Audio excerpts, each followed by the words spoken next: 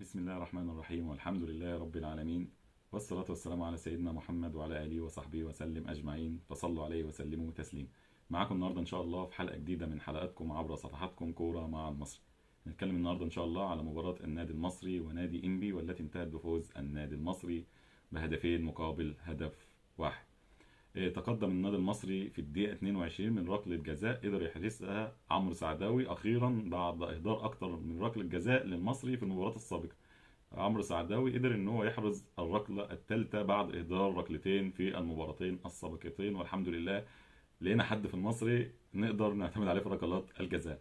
وطبعا الشوط الاول يعني كان سجان بين الفريقين، والمصري كان مستحوذ بنسبه استحواذ اكتر من 65%، لكن برضه استحواذ بدون فاعليه، هجمات بتجيلك كتير ما قدرتش ان انت تحافظ على الهدف. وتعادل انبي في اخر الشوط، يعتبر في اخر الشوط الاولاني كده، في اخر ربع ساعه من الشوط الاولاني، بخطأ دفاعي طبعا من مدافعين النادي المصري.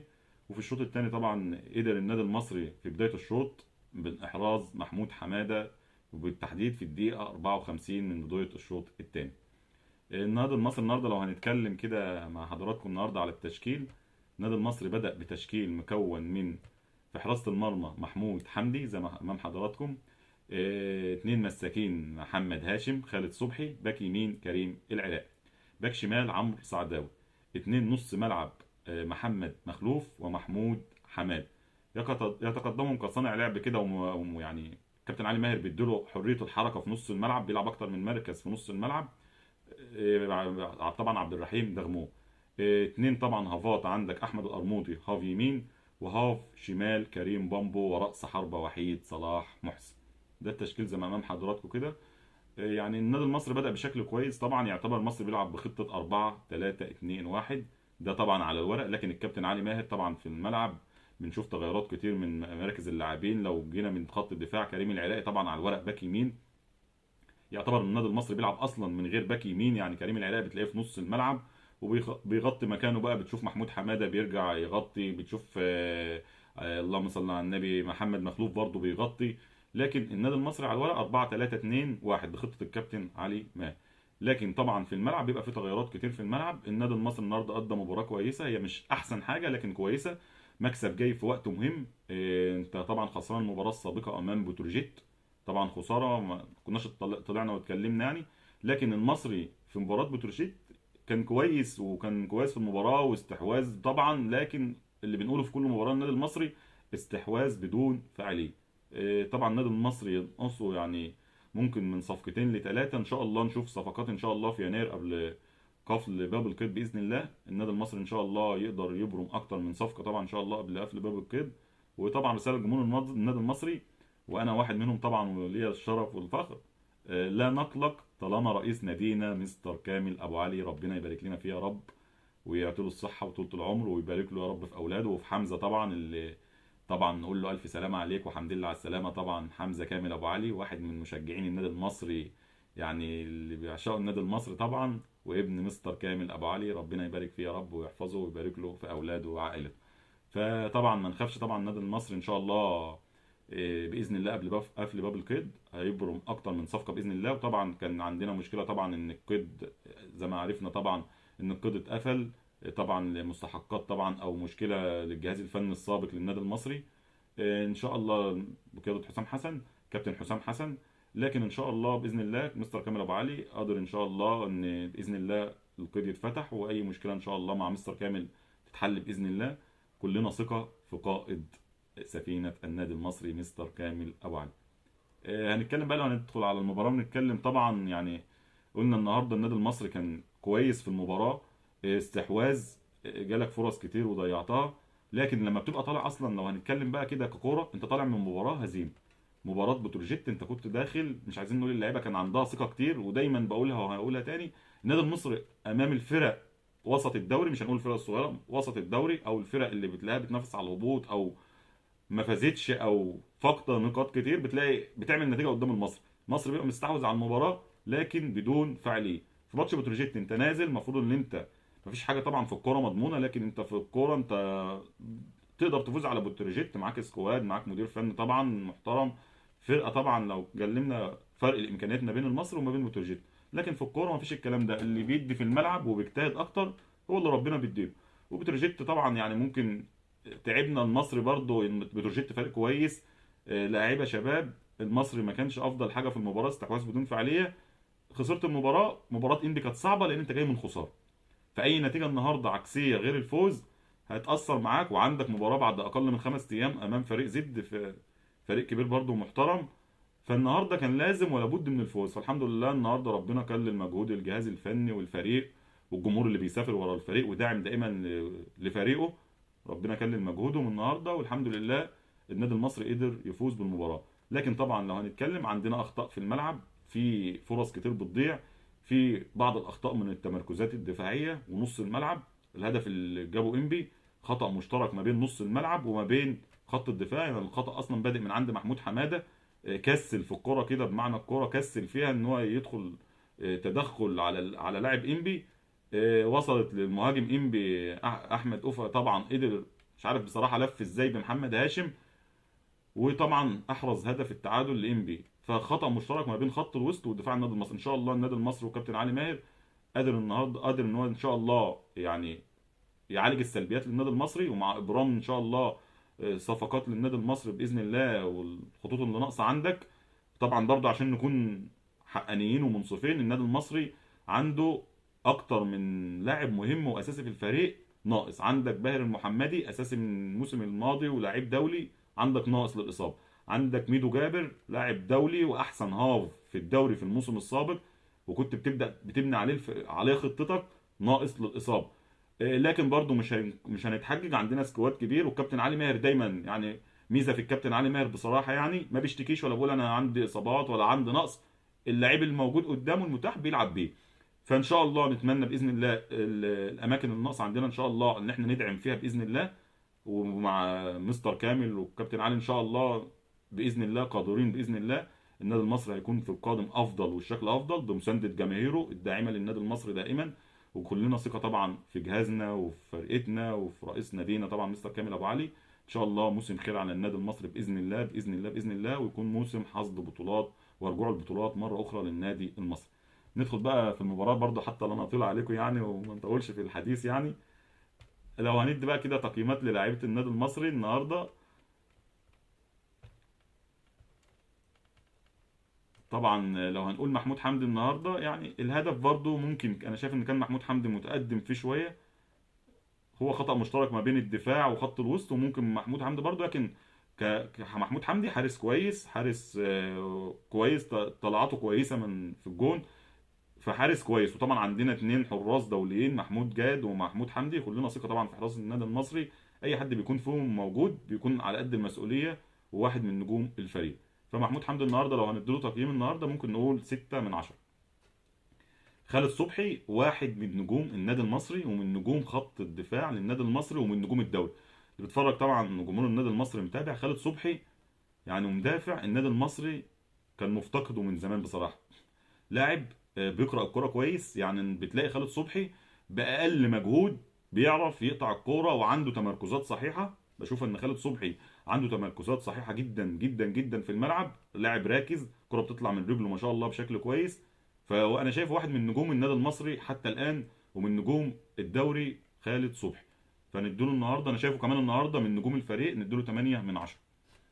محمد هاشم النهارده برضو يعني كويس، بس غلطة الهدف طبعا اللاعب انبي المهاجم لما لف بيه برضو، يعني برضو محمد هاشم برضو عشان ما نجيش بصراحة عليه، واحد من نجوم الفريق، ومن ساعة ما لعب ماتشات الدوري كلها واحد من نجوم الفريق. فالنهارده يعني ممكن الكرة دي ما كانش موفق فيها، لكن مجمل لعب محمد هاشم في المباريات السابقة والمباريات كلها اللي لعبها، واحد برضو من نجوم الفريق ومدافع خط امان وصمام النادي المصري، هو وخالد صبحي. او اي حد بيلعب في خط الدفاع برضو، عندنا ماهر المحمدي، عندنا دبش، يعني لعيبه نجوم وخط دفاع النادي المصري بالكامل يعني. فندي لمحمد هاشم النهارده ممكن نقول 6.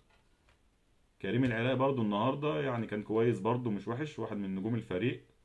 ولما بيلعب بتلاقي كريم العراقي في الخط الدفاعي والخط الهجومي والاماكن والمراكز اللي الكابتن علي ماهر بيطلع منه بينفذها على اكمل وجه.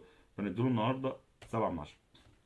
عمرو سعداوي النهارده طبعا رجع الثقه طبعا لركلات الجزاء بعد ما ضيعنا اكتر من كره في المباراتين السابقتين، وهدف النهارده ضربه الجزاء، واول هدف لعمرو سعداوي طبعا في الموسم ده.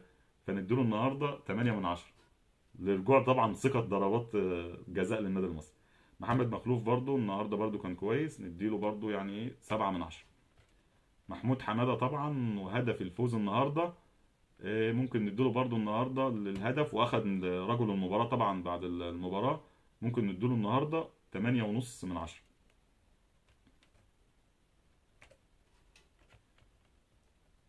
لكن محمود حمادة برضو لو نتكلم على محمود حمادة، لعيب دولي، لعيب كويس، لكن لسه ما ظهرش بالمستوى اللي احنا منتظرينه منه. نتمنى ان شاء الله الافضل محمود حمادة يعني. كابتن علي ماهر طبعا يثق فيه، وكل جمهور النادي المصري بيثق فيه، وبندعم كل لاعبتنا وجهازنا الفني، فان شاء الله نتمنى الافضل للفريق بالكامل. عبد الرحيم دغموم النهارده كان محور اداء النادي المصري في جميع الملاعب، في جميع خطوط الهجوم للنادي المصري كنت تلاقي عبد الرحيم دغموم موجود.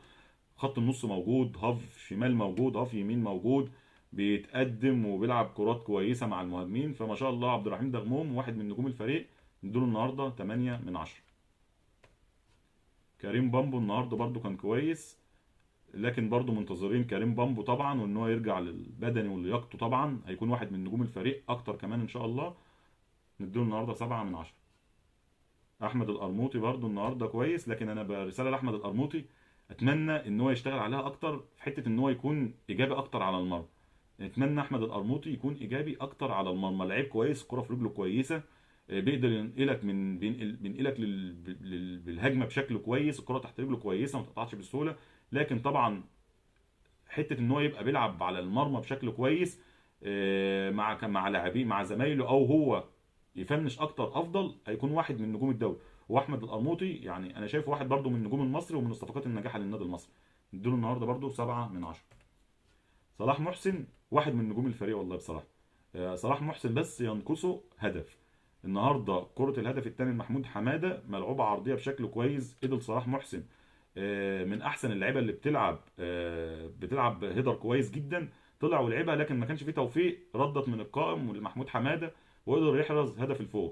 وفي المباراه السابقه برضه كوره برضه لصلاح محسن في القائم، فما صلاح محسن لسه يغيب عنه التوفيق، ان شاء الله يكون معاه التوفيق في المباراه القادمه، وواحد من نجوم الفريق، اديله النهارده 8 من 10. طبعا النهارده بقى لو هنتكلم على نجم المباراه، اسف، نجم المباراة النهاردة هنقول يعني شفنا في التقييمات 6 8 6 7. أعلى تقييم معانا محمود حمادة 8 ونص، يعني برضه هو اللي خد رجل المباراة بالنسبة لنا طبعا. ورجل المباراة في بعد المباراة طبعا من دوري نايل، فمحمود حمادة هو رجل المباراة. طبعا كان في تغييرات عندنا، حسن علي نزل طبعا كان كويس، وسمير فكري وفخر الدين بن يوسف واحمد عيد برضو كان اللعيبه كلها كانت ظاهره بشكل كويس، يعني اللي نزلت بصراحه وقدم وعملوا اللي عليهم. فحسن علي برضو نزل وكان كويس، ممكن نديله النهارده طبعا 6 من 10. 65 دي مش 65% بقى كده برضه حسن علي 6 من 10. طبعا اللعيبه اللي بتبقى نزلت طبعا يعني ايه مش هتاخد اعلى تقييم لان ما لعبتش المباراه كامله، لكن 6 من 10 ده يعتبر بالنسبه للوقت اللي لعبه كويس جدا. سمير فكري واحد برضو من نجوم الفريق، ونزل قدر يعمل استحواذ على الكرة معاك، وتبدأ تمسك كرة، ودافع كويس وهاجم كويس، كان واحد من نجوم الفريق اللي نزلوا من الاحتياطي، نديله النهارده 7 من 10. فخر الدين برضو نزل بس يعني ايه اكتر من كرة، عنده استعجال في حتة الاستلام، ممكن نقول النهارده فخر في الوقت اللي لعبه 5 من 10. احمد عيد برضو نفس الفكرة، كان كويس بعد نزوله، نقول 6 من 10. فالتبديلات النهارده اللعيبه اللي نزلت ادت بشكل كويس، وخطه كابتن علي ماهر النهارده اللاعب اللي بيلعب احتياطي زيه بالنسبه له زي اللي بيلعب اساس، ده بالعكس، ده انا النهارده انت كلاعب النهارده احتياطي بتنزل، انا بعتمد عليك ان انت تغير الشكل سواء في الحاله الهجوميه او في الحاله الدفاعيه، يعني لو انا كسبان انا بنزلك عشان انا واثق فيك ان انت تقدر تمسك كوره، ان انت تقدر تدافع كويس، تهاجم كويس، تنقلني من الدفاع للهجوم.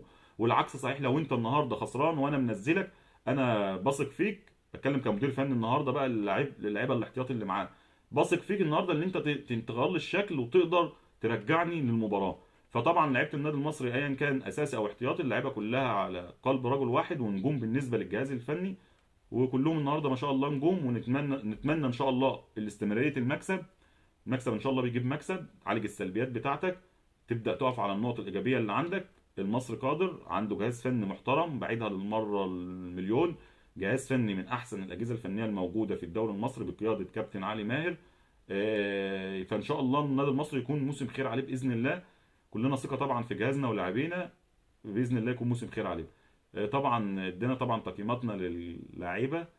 تقييمنا بقى النهارده للكابتن علي ماهر. طبعا الكابتن علي ماهر طبعا نديله تقييم بقى كمان للجهاز الفني. نقول النهارده الكابتن علي ماهر 9/10. النهارده انت كنت طالع من هزيمه. النهارده لعب المباراه بشكل كويس.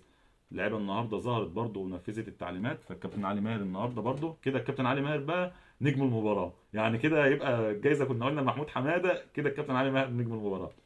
طبعا نجم المباراه بالنسبه للعيبه محمود حماده. نجم المباراه النهارده طبعا كجهاز فني طبعا بقياده كابتن علي ماهر، والجهاز الفني بالكامل طبعا ويمثله الكابتن علي ماهر. فطبعا يعني ادينا تقييماتنا واتكلمنا شويه عن المباراه يعني. نتمنى طبعا ان احنا ما نكونش اطلنا في الحديث على حضراتكم طبعا. ويعني ان شاء الله باذن الله نكون معاكم بعد كل مباراه باذن الله يعني للنادي المصري.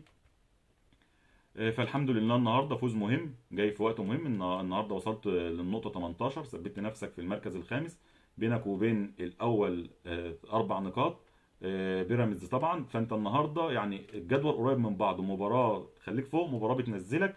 فدوري استثنائي زي ما احنا قلنا، معروف دوري استثنائي، دوري صعب وسهل. فوز بيطلعك فوق، فوز خساره بتنزلك. الفرق كلها بتقرب من بعضها.